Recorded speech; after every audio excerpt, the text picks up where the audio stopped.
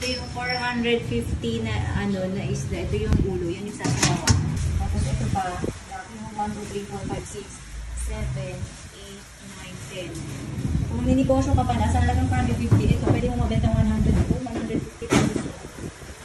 Benta mong bato. Hi everyone! It's me again, Noy! And for today's video, magluluto tayo ng ginataang paksiw na tuna. Why paksiw? Dahil ito ay pinaksiw ko muna bago ko ginataan. So, lulutuin muna natin siya dito sa suka para mawala ang kanyang langsa at para mas malasa siya. Super bihira akong magluto ng ginataan na mga recipe. And ang na-discover ko nga sa kakaluto ko ng ginataan ay dapat pala ito ay pinapaksiw muna, lalo na pag-isda. Subukan nyo rin dahil mas malinamnam ang kanyang lasa. So here's our finished product. Ito yung ulam namin. Yeah. 450 pesos, parang isang barangay makakakain.